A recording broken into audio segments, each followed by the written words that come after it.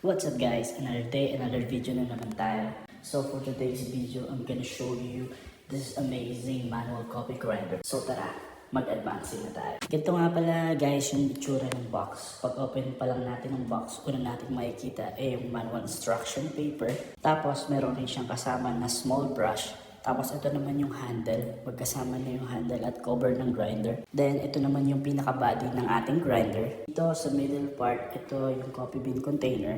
Pag inopen natin yung bottom, makikita natin yung container para sa ground coffee kung saan dito nalalaglag yung mga grind na coffee bean.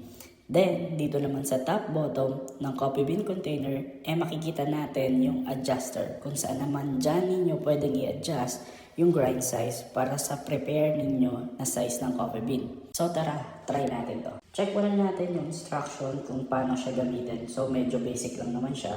Una ko munang ginawa dito ay nagtimbang muna ako ng coffee bean which is 18 grams. Pagkatapos sinalin ko na siya sa coffee bean container. Then just make sure na takpan muna ninyo siya bago ninyo i-adjust yung grind size. Sa pag-adjust ng grind size, pag need ninyo ng fine size, pa-clockwise ang ikot. Tapos pag need naman ninyo ng coarse size, pa-counterclockwise naman ang ikot. So sa akin, pa-clockwise ko siya inikot kasi need ko ng fine grind size para sa aking espresso machine. So depende sa inyo kung anong brewing method ang paggagamitan ninyo. Just to inform you guys na magkakaiba ang grind size ng bawat brewing method.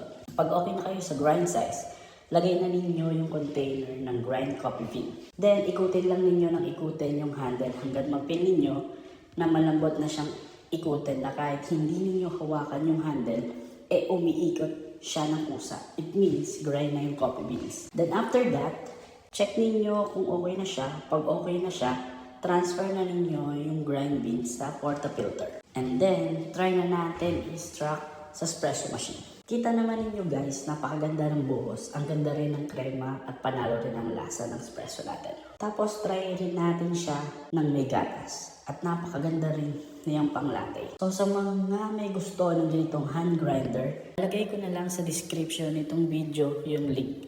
Check na lang ninyo guys. Thank you.